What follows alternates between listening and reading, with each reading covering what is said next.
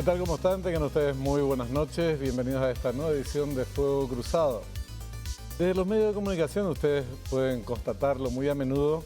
Tenemos el muy mal hábito de referirnos a un tema mientras percibimos que este es motivo de escándalo o que puede ser motivo de escándalo. Pero lo hacemos desde esa perspectiva muchas veces de manera superficial y con el fin de generar algún tipo de show mediático, que la gente esté un tanto entretenida sin profundizar mucho en la materia. Y cuando percibimos que dejó de ser motivo de escándalo, entre comillas, o se agotó el show, pasamos a otro tema. Por más que sea importante, a veces no es tan importante, pero a veces sí son temas importantes que los bajamos de cartelera abruptamente y vamos por el siguiente show. Y después de ese, por el siguiente show. Y van quedando temas muy importantes en el tintero sin aclarar de qué se trata, sin avanzar y sin llegar a conclusiones. Pasan una infinidad de temas. Recién, en estos días, hubo un nuevo capítulo, por ejemplo, de un hecho verdaderamente escandaloso. El tema del diputado Lalo Gómez. Falleció, mataron después de un procedimiento que tuvo lugar en Pedro Juan Caballero en la madrugada del 19 de agosto. Ese hecho escandaloso en aquella oportunidad tuvo unos 5, 6 días de duración. Y desapareció. Y es un hecho importante, delicado, muy serio, porque involucra a varias instituciones del Estado paraguayo, a otras que se crearon al amparo de organismos internacionales, un diputado con fueros, bueno, y todo en el marco del tema narcotráfico en general. Duró 5 o 6 días. Ahora, últimamente, se conocieron pericias al respecto y de vuelta al show. Pero desde esa perspectiva, el show. Y va a durar unos días más tal vez, y después seguramente desaparecerá y será sustituido por otro tema. Es lo que en gran medida también pasa en temas que son de mucho interés, como el Instituto de Previsión Social. Días atrás nos despachamos con la noticia, hace un par de semanas, de que los fiscales que siguen la investigación, que desarrollan la investigación en torno a un informe que había presentado Contraloría General de la República sobre irregularidades muy serias en la época Battaglia, que lo involucran al expresidente del IPS y a miembros de su consejo, del Consejo de Administración, solicitaban que se desista de la causa, solicitaron al juzgado el desistimiento de que se dé por terminada la investigación. Y daños patrimoniales que, según la Contraloría, podrían concretarse, de demostrarse efectivamente, podrían representar un daño patrimonial muy importante para el Instituto de Previsión Social. Duró 2 o 3 días. Después desapareció de las informaciones. Y como estos podemos hacer un listado interminable de casos. En el tema del IPS no es un tema secundario, estamos hablando de después me van a corregir si los números son muy inexactos, más de 800.000 aportantes, 1.600.000 personas más o menos las que potencialmente pueden formar parte o recibir los servicios de salud, en este caso del Instituto de Previsión Social. Hay motivos, números, cantidad de personas que uno podría decir, la pucha, tendría que haber una reacción mayor y una actitud de la prensa de un tratamiento más profundo de esta materia. También por los números que se manejan en cuanto a dinero. Contraloría decía más de 1 billón de guaraníes sin documentos respaldatorios. Y es un caso que afecta al Instituto de Previsión Social. Son muchos otros los que históricamente fueron desarrollándose en esta entidad previsional y seguramente en la administración Battaglia también. Para hablar de este tema, ya les presento a mis invitados de hoy. El señor doctor Darío Ortega es director jurídico de la Contraloría General de la República, es uno de ellos. Buenas noches, ¿qué tal? ¿Cómo estás, Darío? Buenas noches, señor Benjamín, ¿cómo le va? ¿Cómo le va a la audiencia? Un placer estar acá. Gracias por acudir a esta invitación.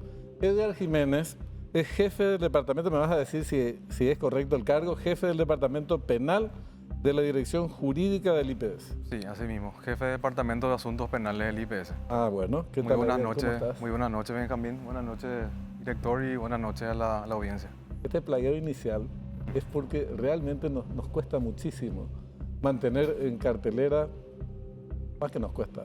No hay mucho interés, claro que también entre medios surgen intereses políticos, económicos, pautas publicitarias, hay un montón de cosas que surgen cuando se trata de desarrollar a mayor profundidad un tema.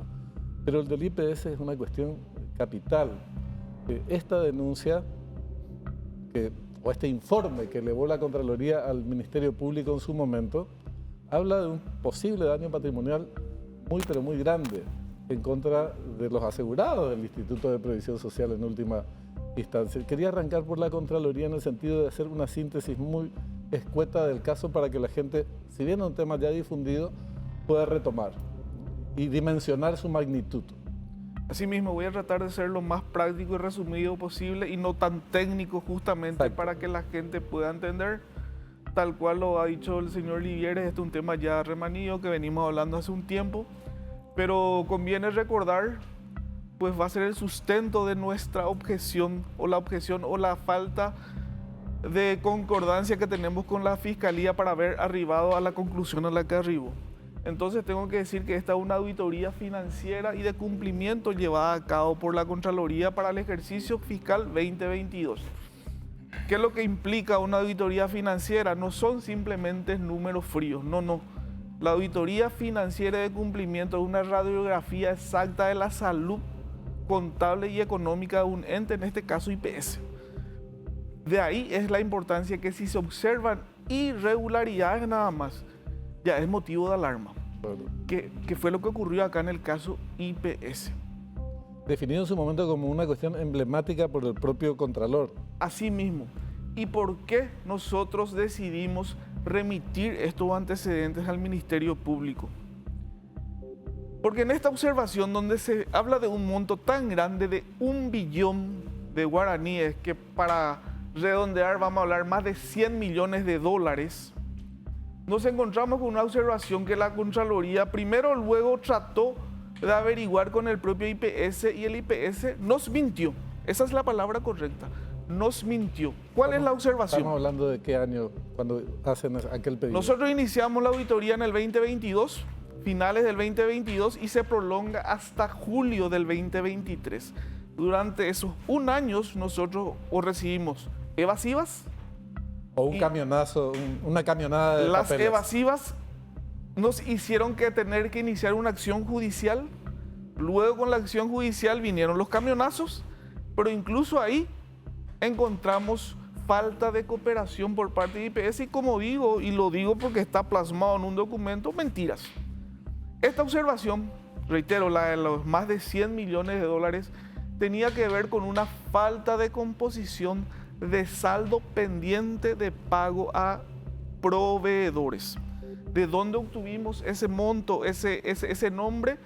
Hay dos cuentas en IPS que se refieren a existencias médicos que son para enfermedad y reposos. Maternidad y reposo.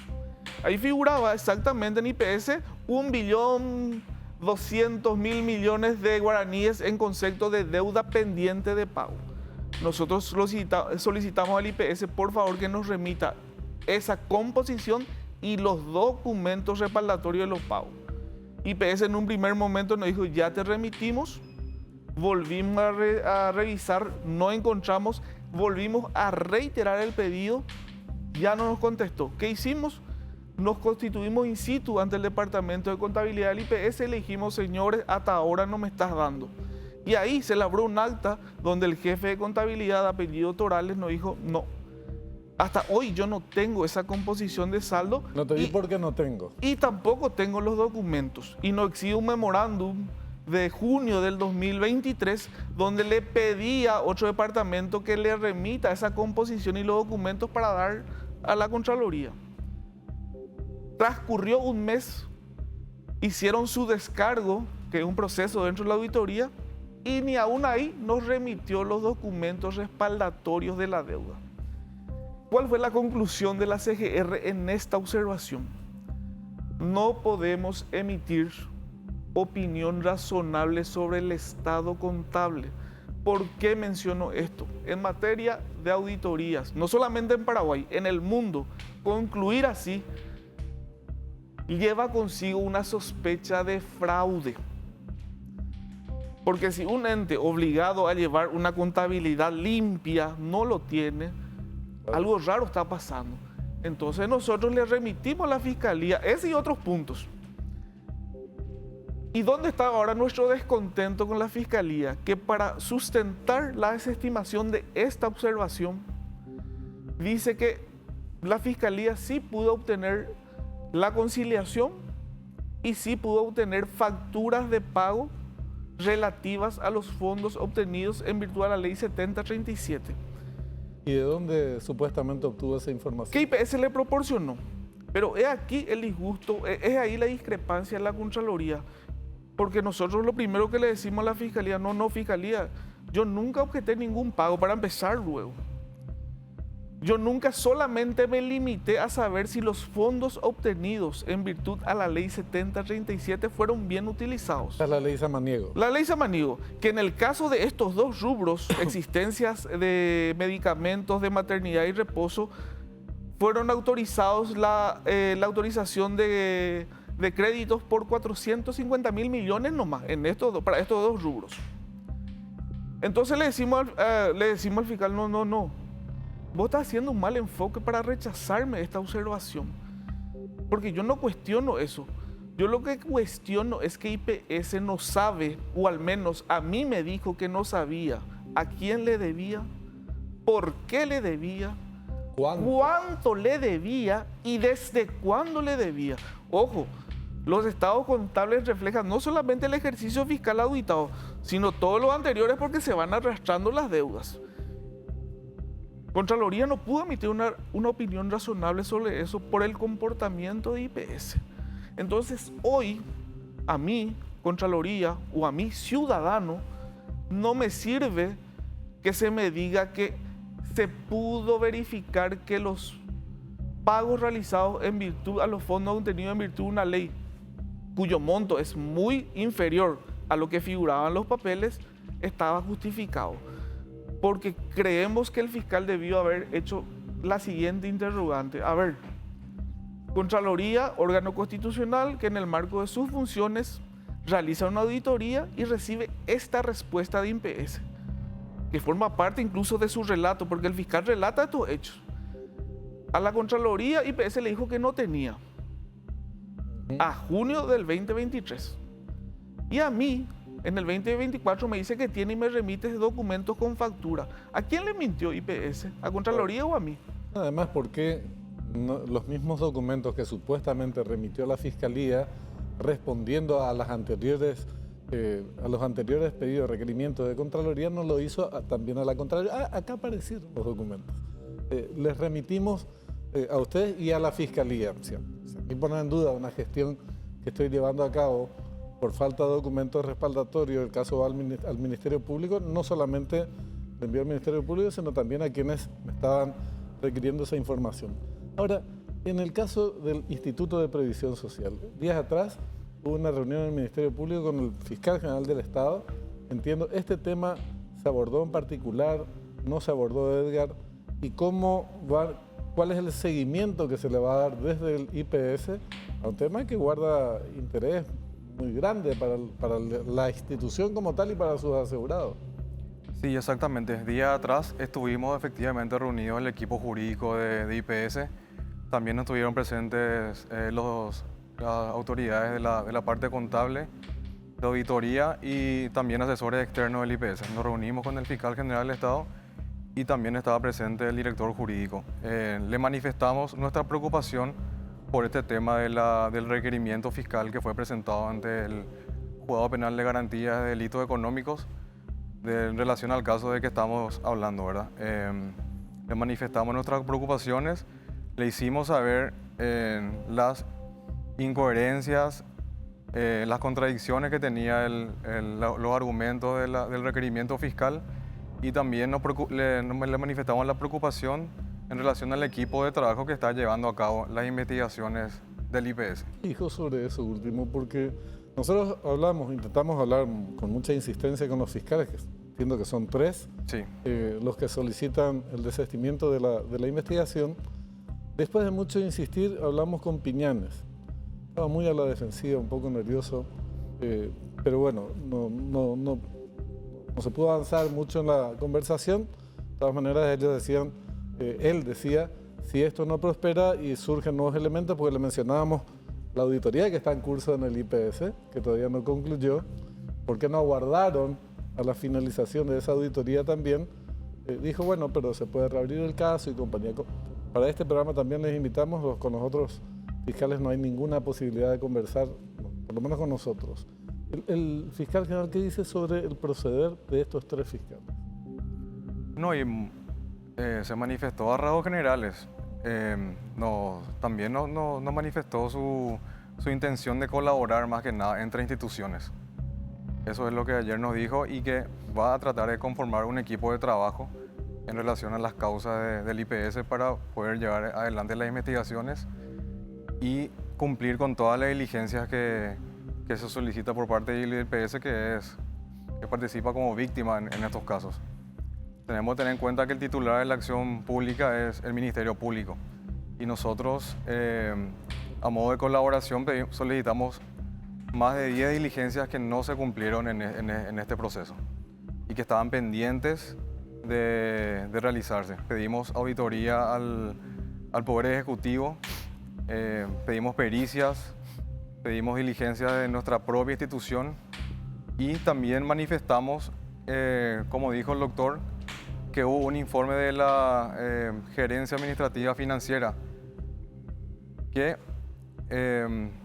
informó las irregularidades justamente que detectó la Contraloría sobre el punto. ¿Y qué hizo el Ministerio Público? Se basó en ese informe que decía que había irregularidades diciendo que estaba todo bien. Claro, es un caso muy, pero muy raro.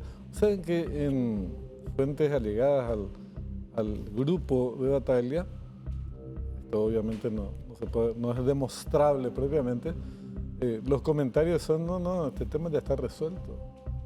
El Ministerio Público, la Fiscalía, pierden su tiempo muchachos más o menos, hasta en forma así un tanto soberbia. Y la verdad es que es un pedido de desistimiento que no tiene mucha fundamentación, por lo menos desde el punto de vista... Cuanto menos falta muchísima información y consta en la carpeta que nosotros diligentemente presentamos y tenemos todos los acuses en nuestro archivo para demostrar que pedimos nosotros efectivamente auditorías, diligencias. ¿Por qué no son parte? O sea, está bien, son víctimas, Como pero esto víctimas. nos preguntábamos la vez anterior, ¿por qué no tienen una participación activa como denunciantes? Porque es una cuestión de acción penal pública. ¿No cabe entonces la participación del El IPS? Ministerio Público es el titular de la acción. Y no hay famoso querella adhesiva. No se puede y cosas conformar un querellante adhesivo en este caso, no. ¿En ninguna etapa del proceso? Nosotros podemos, en el eventual caso de trámite de oposición, que esperamos y que lo haga el Poder Judicial, que le dé trámite de oposición a este ¿Qué desistimiento. significa eso? Para los que no manejamos. Sí, perdón. El Ministerio Público presenta su requerimiento fiscal al Poder Judicial. En este caso, desistir del... Sí, desistir. Cuanto menos quiere decirle que esta causa no se puede más llevar adelante porque no encuentran hechos punibles. El Poder Judicial puede aceptar eso o puede devolver al Ministerio Público para que se rectifique o ratifique. Si se ratifica, le devuelve la carpeta al juez que os opuso, y si este sigue en disconforme con los argumentos del Ministerio Público, tiene que remitir para que la Fiscalía General decida sobre este requerimiento fiscal o se ratifique. O sea que acá hay todavía bastante tela que cortar. Hay todavía muchos trámites pendientes procesales y no quiere decir que este caso está cerrado, ni mucho menos. El juez es Otazú, ¿verdad? Sí, juez penal de garantías especializado en delitos económicos. Ya. Y en el caso de la Contraloría, este es uno de 3 temas que fueron evaluados por la Contraloría. ¿Hay otros casos que involucran al IPS? Sí, tenemos otros reportes. Este es el reporte 53. Existen 3 más que se refieren realmente a uso de combustible, que también en su momento impactó mucho, la situación de algunos bienes que no fueron encontrados en el momento de la verificación, que están en proceso de estudio en la Fiscalía, sobre los cuales todavía no tenemos ninguna noticia, salvo que ya hay designación de fiscales, pero hasta ahí mucho avance tampoco se ha tenido en esos otros reportes. ¿Uno de tres sería este o uno de cuatro? Uno de cuatro sería. Uno de cuatro. Sí, no tengo ahora mismo el dato, pero sí, son varios reportes que se hizo durante el año 2023, correspondiente al periodo 2022. Los reportes 53, 54, 55. Sí. Este es el reporte 53. 53. Sí.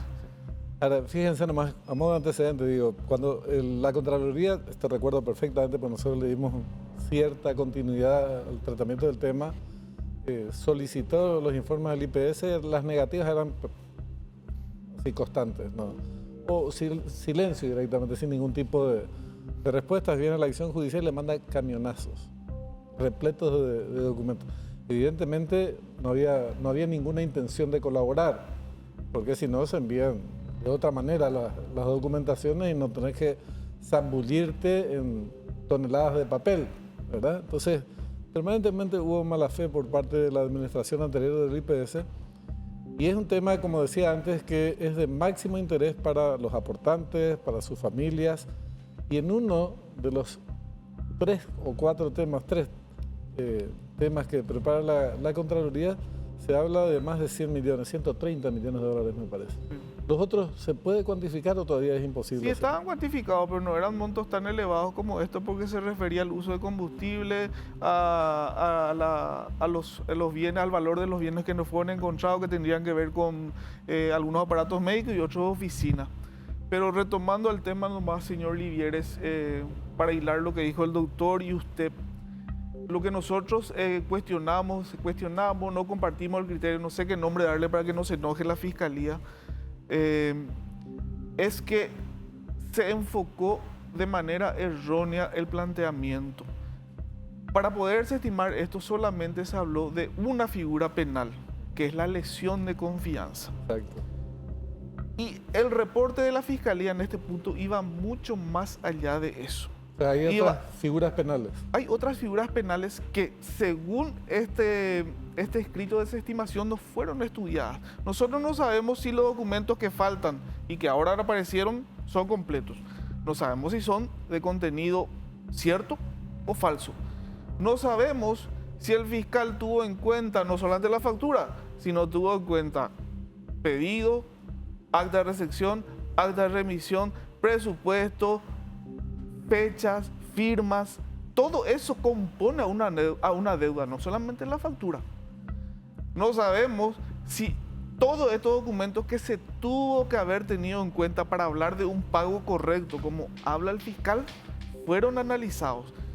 Son cronológicos las fechas de los documentos. Se hizo un cruzamiento que nosotros íbamos a hacer si a nosotros se nos daban los datos, porque hacemos con los proveedores que supuestamente figuran en el balance general del IPS, porque tenemos antecedentes de otros casos donde figuraba contablemente el nombre de un supuesto acreedor. Al cruzar los datos y preguntarle a ese acreedor, nos decía, no hablo solamente de IPS, hablo en general, tema Contraloría. No, esta no es mi factura, yo no negocio, yo no hago, yo no recibí pago. No responde. No sabe. Entonces, es insuficiente el criterio o el fundamento de la Fiscalía para desestimar este reporte, porque no nos dice si realizó todas estas diligencias que deben hacerse de manera obligatoria para saber si realmente lo que debe el IPS, a quién le debe, por cuánto le debe y desde cuándo le debe, es cierto. Claro. Ahora, Edgar, si una institución, en este caso el IPS, es objetada en su gestión administrativa por todo lo que está manifestando Darío, por esos montos tan importantes, después aparece la Fiscalía y dice, no, presentó los documentos, por eso se desestima pedimos que se desestime la causa. Eso debería constar, supongo yo, sin ser abogado, digo, en las documentaciones internas del IPS. En tal fecha se solicitó, este caso es muy grave, remitimos esta información porque nos denunciaron de manera arbitraria, injusta, esto, aquello y lo otro, sospecharon de nuestra honestidad, nuestra honorabilidad, y acá, en fecha tal, remitimos toda esta documentación al Ministerio Público. ¿Ustedes encontraron algo de eso en la...? No, en este caso recibimos oficio del Ministerio Público pidiendo específicamente información a la Gerencia Administrativa y Financiera. No, en ningún momento dijeron ellos que no contaban o que fueron rechazados sus peticiones. Nosotros diligenciamos ese oficio, reunimos la información. En ningún momento se decía que fue negado ante ese pedido. Solamente como un pedido nuevo se remitió nuevamente a la Fiscalía. Y ese informe tenía las irregularidades que el doctor estaba manifestando. Y se basó. Perdón, pero la Fiscalía solamente pidió por los fondos obtenidos en virtud de la ley. Fondos que hasta el 2023 era solamente por 450.000 millones. Y según los estados contables había una deuda de 1 billón y colita de guaraní. O sea, igual sigue habiendo una diferencia entre lo denunciado y lo que en teoría verificó el fiscal. Porque tampoco nos dice yo verifiqué el pago por tantos montos. No dice. Dice verifiqué. Y los pagos realizados nomás dice son correctos. No dice por cuánto. ¿Hubo alguna denuncia, porque aunque no sean parte, son víctimas, en el caso del IPS, ante el jurado de enjuiciamiento en cuanto al actuar de estos fiscales? No, todavía no se presentó eso, pero siempre es analizable el actuar en cada causa de todos los jueces, de los fiscales. Para eso está el órgano competente contralor, para, en caso de que haya una irregularidad grave como la que nosotros pensamos que hay ahora, se puedan remitir los antecedentes a esas instituciones. Pero no digo solo en este caso, ¿verdad? En general eso se maneja así para cada caso puntual. Yo les pediría también pensar un poquito o decirnos, contarnos de aquí al futuro cómo cómo se puede operar en este caso. Lo que no podemos admitir es que sea un caso como tantos otros en nuestro país que queda en la nada. Entonces, ¿qué pasa si eventualmente el juez da curso al pedido de la Fiscalía? Es una hipótesis. La otra es rechaza el pedido de la Fiscalía. Pero entonces, ¿qué garantías tenés en el actuar de una Fiscalía que ya obró de la forma en que obró? O sea, en las dos hipótesis, ¿cómo ves, Edgar? Y también te pido la opinión, Darío, para ir cerrando esta parte. Si el juez resuelve admitir el requerimiento de la Fiscalía de asistir, nosotros podemos oponernos también a esa resolución. Pero otra vez, esto no causa estado. Quiere decir que se va a remitir a la Fiscalía este caso como para que se archive. Tem razón, mas fica preso. Sí, pero no causa estado. ¿Qué quiere decir eso? Que se puede reabrir la causa ante el eventual, cuando surjan hechos nuevos elementos. Por ejemplo, este tema de la auditoría que se está practicando. Sí, eso está en curso. Eso se va a hacer. En menos de 30 días creo que ya van a tener ya resultados. Y si dice que le rechaza el pedido, pero siguen estos fiscales al frente de la investigación, ¿no sería preocupante en cuanto a cómo van a llevar adelante pesquisas después de esta forma en que actuaron? Y para eso están los procesos de control entre instituciones. Si se encuentran irregularidades, se tienen que remitir los antecedentes ante los órganos competentes.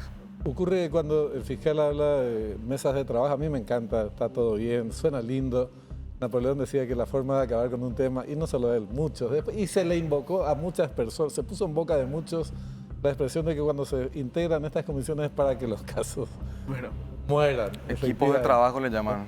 Equipos de trabajo le llaman. Equipos de trabajo, un nombre bastante curioso para decir, este es el camino para el OPAREI, como decimos nosotros en nuestro país. ¿Y ustedes vos qué opinás, Darío, sobre estas hipótesis? Mira, sobre la hipótesis quiero suponer siempre lo mejor. Primero quiero suponer que el fiscal no tuvo en cuenta solamente todas las aristas que nosotros le demostramos, que fue un error involuntario y que quizás ahora se pueda rever y analizar las otras conductas también tipificadas penal que se olvidó de ver. Quisiera enfocarme de ese lado. No me quiero aventurar hacia el lado contrario porque siempre hay que suponer la buena fe de las personas, siempre. Entonces voy a esperar primero la resolución judicial y luego también ver el actuar de la Fiscalía, a ver si ratifica o rectifica el rumbo. Este caso, como usted dijo, señor Livieres, no es solamente ya, no tiene que ver una cuestión de montos. IPS es un monstruo. Esto tiene que ver ya con una cuestión incluso hasta social. Por lo tanto, mañana mismo el fiscal tiene que salir, bueno, quieren saber qué es lo que yo hice, qué documentos verifiqué, qué acciones hizo, y publicar y mostrarnos. Entonces, la ciudadanía va a estar tranquila. Porque el fiscal hizo bien su trabajo y capaz, quizás por no una buena comunicación, hoy nosotros estamos diciendo que no nos gusta lo que hizo. Pero si él nos demuestra con documentos las diligencias que hizo y que comprobó que toditos los documentos estaban, pero el documento de donde se inicia hasta el final, con la cronología que le hice y con el cruzamiento con los respectivos proveedores, uno se va a callar. Uno se va a callar. Definitivamente. Claro, y para agregar nomás la idea del doctor, es decir, nosotros no decimos que este caso es o no conducente a una culpabilidad de alguien. Si es que es pertinente desestimar, si están todos los documentos cronológicamente conformando la carpeta fiscal y si procede la desestimación, está todo bien, ¿verdad? Pero acá faltan muchísimas diligencias para poder detectar las irregularidades que estamos buscando. Así es. Y además, como decía Darío, aportar cuáles son los documentos que antes no estaban y que ahora aparecieron y que justifican el uso de más de 130 millones de dólares, algo que incumbe directamente a tantos asegurados al Instituto de Previsión Social y a los que aportamos todos los meses para su funcionamiento normal. Darío, yo les agradezco mucho la participación hoy, ¿sí? Ya seguiremos hablando del tema. Gracias a usted, señor. Muchas gracias. Muy amables. Nosotros no vamos a abandonar este tema, como tampoco lo de Lalo González, Lalo Gómez, perdón, lo de Zamora. Ustedes recuerdan, el caso de Zamora. Se fugó cuando estaba siendo trasladado al Poder Judicial al penal de Emboscada, un operativo con mando. En ese marco es asesinado un comisario. El hombre desapareció, se fugó del país. Caso de narcotráfico por 375 kilos de cocaína que habían sido detectados en su momento, confiscados en el departamento de Concepción. Es recapturado después en 2021 en Brasil y está condenado a 2 años, pero se rechaza la extradición y lo liberan en Brasil. Se rechaza la extradición porque demostró supuestamente su nacionalidad brasileña y está todo bien. La pregunta es por qué Paraguay, el Ministerio Público en este periodo, no aportó toda la documentación necesaria, el expediente nos lo trasladó al Brasil para que este hombre, como otros en su situación, Marcelo Piloto, por ejemplo, que fue extraditado de Paraguay a Brasil, está cumpliendo condena también por lo que hizo en Paraguay. Entonces, son temas que nosotros queremos mantenerlos contra viento y marea en la opinión pública, en la consideración pública, hasta tanto, al menos los órganos jurisdiccionales se expidan al respecto. De nuevo, muchas gracias, muy amables. Gracias. Ya estamos en comunicación con un analista político de la política internacional de la Argentina. Él es Nacho Montes de Oca. Buenas noches, perdón. ¿Qué tal, Nacho? ¿Cómo estás? ¿Qué tal? Buenas noches, ¿cómo están? Un gusto. Igualmente, muchas gracias por atendernos. Bueno, queríamos conocer tu opinión y el debate, si es que lo hubiere, en la Argentina, acerca de cuál es el impacto regional, internacional, pero particularmente el impacto regional que tendría este cambio de guardia política en la Casa Blanca de signo político. Se va Joe Biden el 20 de enero y vuelve Donald Trump. ¿Cómo estás viendo este cambio político en los Estados Unidos? A ver, lo primero que hay que avisar es que hay algunos que están festejando y hay mucha gente preocupada. Por el lado del gobierno argentino festejan porque, claro, esto significa el triunfo de un aliado político de Javier Milei, que es Donald Trump, con quien se va a reunir en una reunión que estaba programada, una reunión conservadora en Estados Unidos. Se va a reunir Milei con Trump. Hasta ahí es la ganancia personal del presidente. Ahora Argentina, al igual que el resto de los países de la región, saben que este era el peor resultado para sus economías y hay que explicarlo de una manera muy sencilla. Trump promete privilegiar la producción local, no solamente la industrial, sino también la agrícola y minera, y además establecer aranceles para crear una especie de muro de protección para su economía. Esto es una pésima noticia para nuestros países, particularmente si somos exportadores a Estados Unidos, porque queda claro que a partir de ahora nuestros productos van a ser más caros. Para que la gente lo entienda, si no comprende lo que es un arancel. Un arancel es un porcentaje de impuestos que se le suma a lo que uno le vende a Estados Unidos. Si es el 20%, va a salir un 20% más caro y por lo tanto va a haber que hacer cuentas si nos conviene y seguir intentando venderle a quien decidió a partir de la victoria de Trump que ya no quería comprarlos. Ahora, desde el punto de vista político e ideológico, se entiende el parentesco o la identidad que tiene el gobierno de Milei con Donald Trump. Pero si estas son las consecuencias prácticas, ¿cuál es el motivo de la celebración? Es la consulta anoche. Porque hay que entender que Argentina, al igual que otros países de América Latina, está en medio de una ola de liderazgo carismático, es decir, de personajes que llegan a la política y que hacen su negocio personal con la política y que ese liderazgo a mucha gente le gusta y evidentemente obtienen sus seguidores y ganan elecciones, no solamente Milei, Bukele, por izquierda y por derecha, hay que decirlo, ¿no? Entonces, a veces se anteponen los intereses del líder y el grupo por sobre un análisis racional. No digo que sean contradictorios, lo que estoy diciendo es que a veces la celebración es porque ganó el igual, sin entender y sin profundizar, porque también esa es otra corriente que es quizás cierto abandono de la racionalidad y hay mucha pasión. eh, Sin entender profundamente qué es lo que está sucediendo. Y les voy a poner un ejemplo muy concreto. Mientras Milei festejaba, prepara las valijas no solamente para ir a Estados Unidos a la reunión conservadora, Beijing. va a ir a Pekín a pedir dinero, es decir, pedir un financiamiento, una renovación y una ampliación del swap que tiene Argentina y que durante el kirchnerismo se le dio. ¿Esto qué significa? Que en el fondo hay que admitir la realidad, es que Estados Unidos no nos va a prestar dinero justamente por este proteccionismo, porque prefiere ausentarse para ocuparse de sus asuntos domésticos, migraciones, narcotráfico, etcétera. Y eso implica también que esa menor atención va a ser menos esfuerzo en los organismos internacionales de crédito como Fondo Monetario o el BID para favorecer a Argentina. Entonces, Milei tiene que ser pragmático y más allá de su festejo público, una cosa es lo que sucede en las redes y otra cosa es lo que sucede en la realidad. Entonces tiene que ir a China y postrarse ante Xi Jinping, que es el exacto opuesto. Era y el es la demonio realidad. hasta hace poco tiempo, ¿verdad? Exacto, no solamente va a ir a China, sino que también está programando un viaje a Brasil, que supuestamente era una dictadura de izquierda con quienes nunca iba a negociar. Por eso digo, una cosa es la realidad y otra cosa es la realidad representada. Y por suerte, y esto lo voy a decir porque también se ha puesto de moda perseguir a los periodistas, yo además de analista soy periodista, por suerte existen los periodistas que todavía advertimos la diferencia entre ambas dos. Es verdad. Ignacio es un hombre de mucha trayectoria.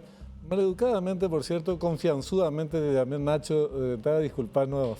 Acá somos muy coloquiales en el trato y eso lo trasladamos a toda nuestra práctica Me encanta esta idea. habitual. Adelante. Pero es un hombre que maneja mucha información, tiene mucha trayectoria, decía, en el periodismo, y en ese marco el tema del análisis político, que es una cuestión mucho más fina y necesaria a la hora de exponer las ideas y generar las discusiones sobre este tema. Vos decías el impacto que va a tener nuestra región, las medidas que tomaría el señor Trump en su país.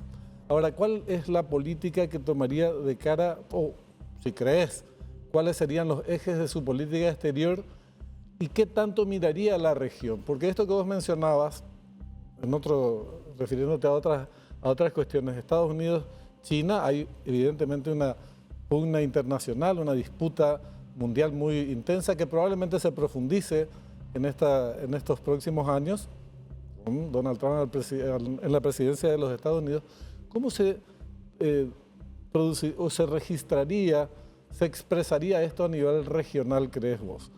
¿Va a haber una mirada de Estados Unidos más intensa hacia América Latina o su mirada está puesta en esta disputa global, en Israel, en Ucrania? ¿Qué te parece esto, Nacho?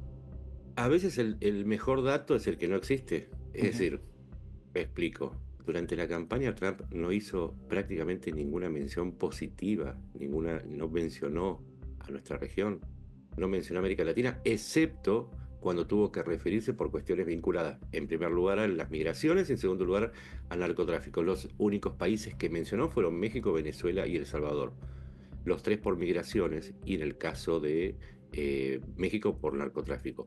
Cuando tuvo que referirse a Venezuela, la única mención que hizo fue para atacar a Kamala Harris o para decir que en el caso de Venezuela o Salvador, que le enviaban los criminales y que de esa manera bajaban la criminalidad de sus países enviándola a Estados Unidos. ¿Con esto qué quiero decir?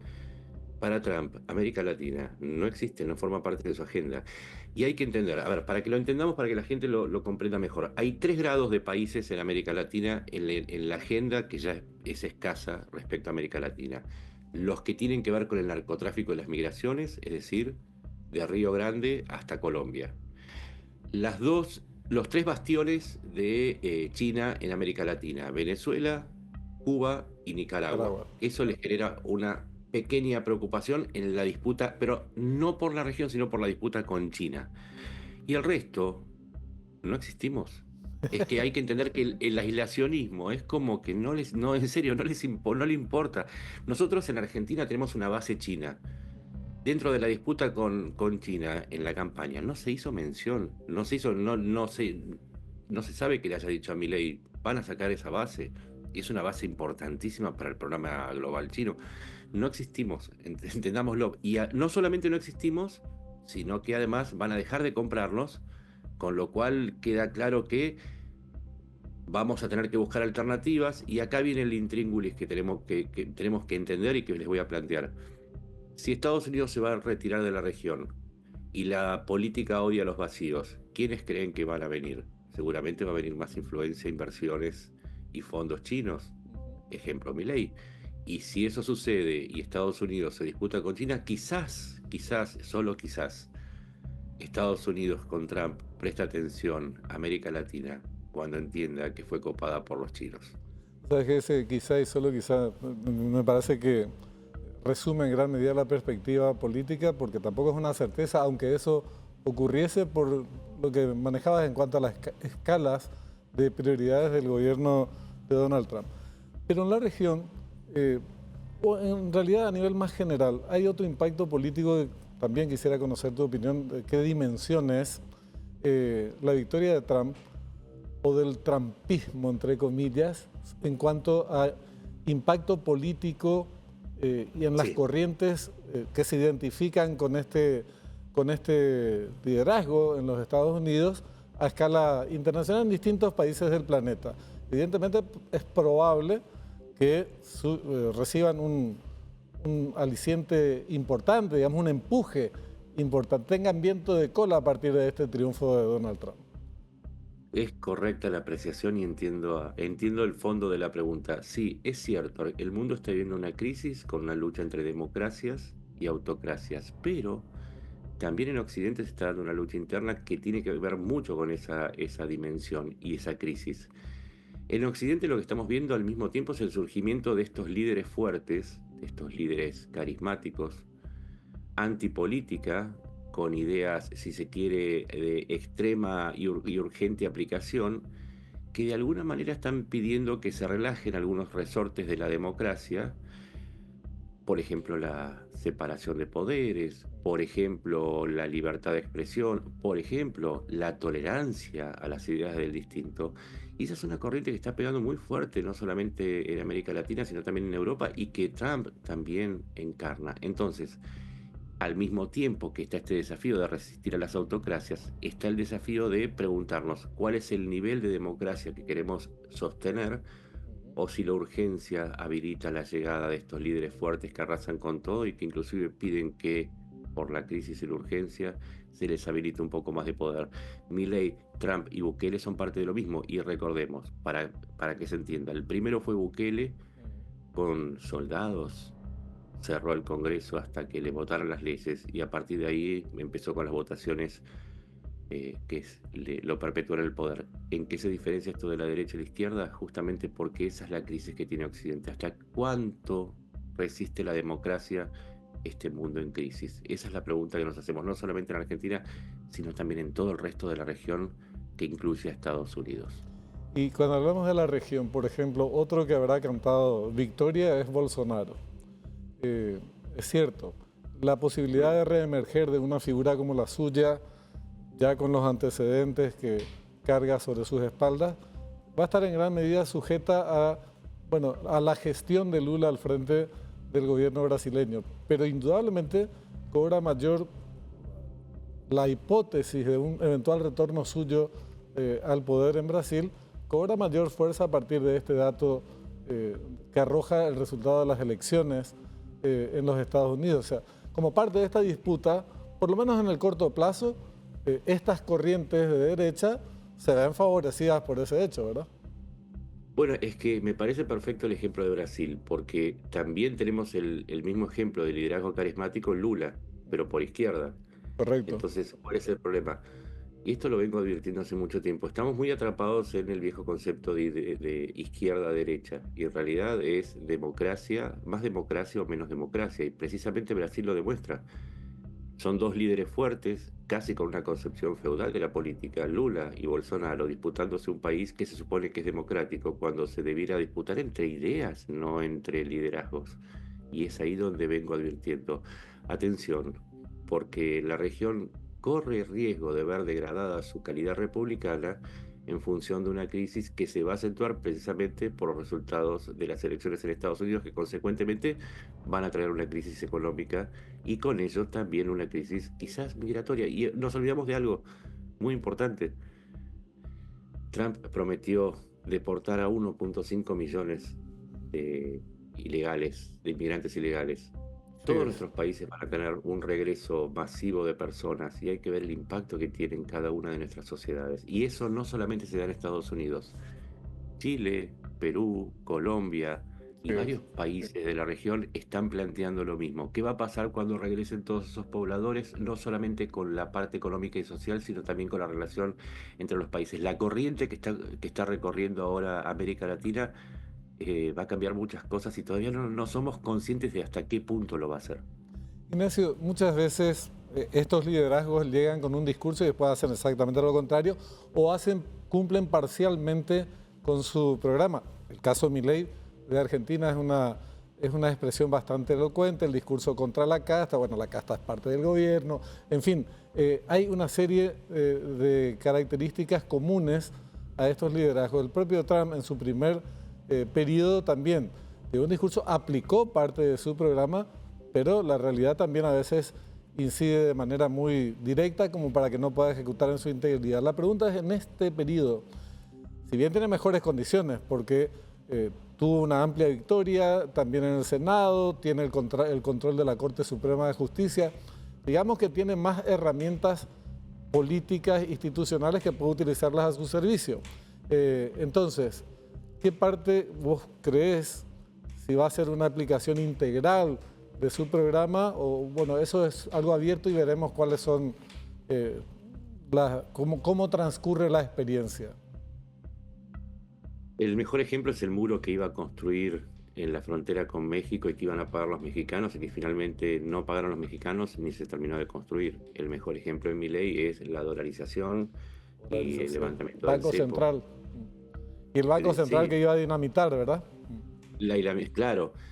Lo que pasa es que vivimos en una época de aplicaciones del celular, donde marcamos un número y nos llega una pizza, en donde Sí. queremos saber dónde ir y el teléfono nos dice. Entonces es como lo inmediato, ¿no? Creo que en la política los dirigentes hacen exactamente lo mismo, es decir, voy a llegar y a partir de mañana todos van a ser felices y van a ser rubios de ojos celestes y van a vivir en un país como en Europa. La realidad después nos supera, porque nos encontramos siendo unos criollitos con un ingreso del tercer mundo.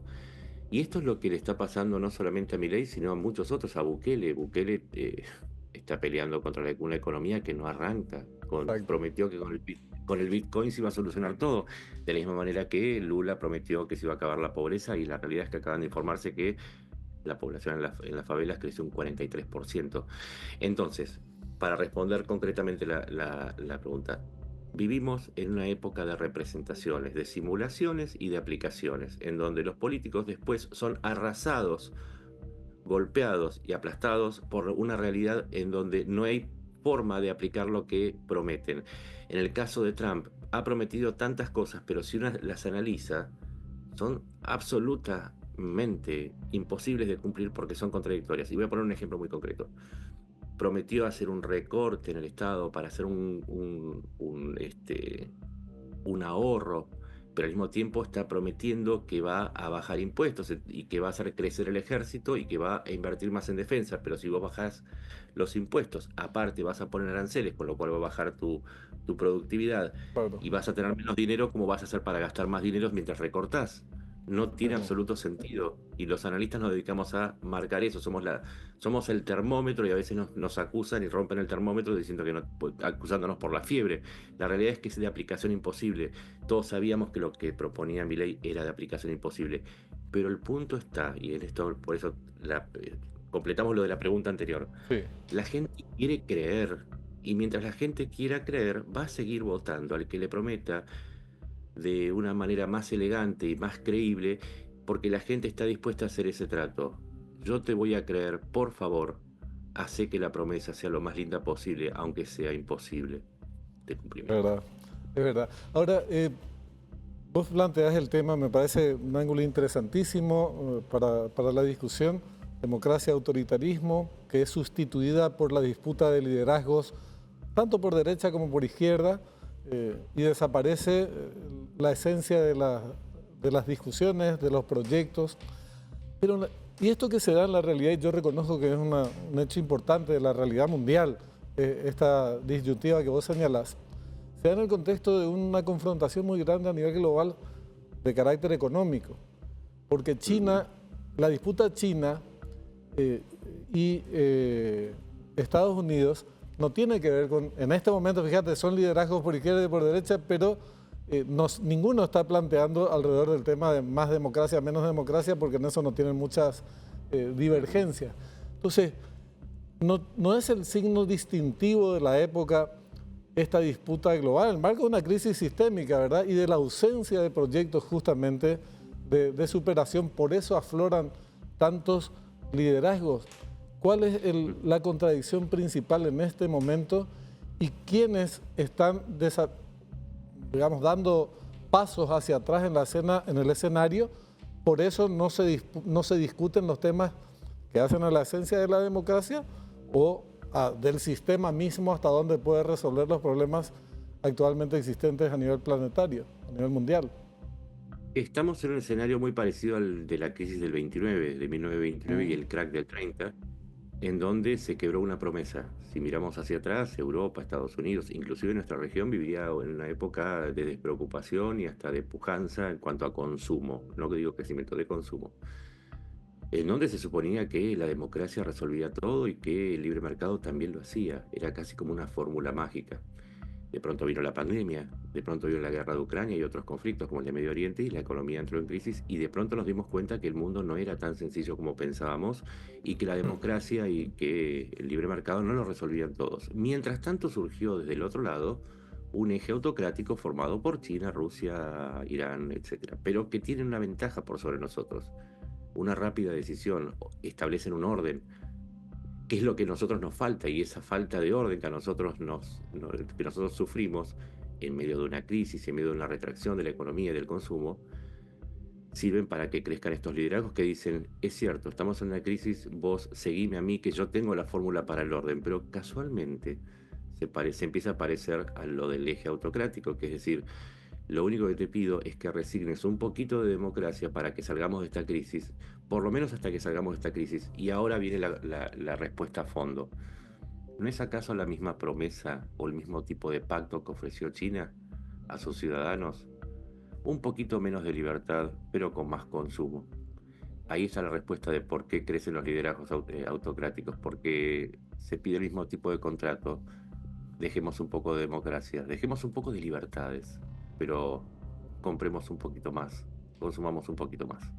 Interesantísimo.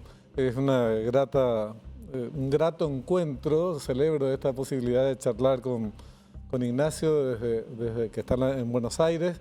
Vamos a buscarte próximamente para poder profundizar este y otros temas, Nacho. Muy amable.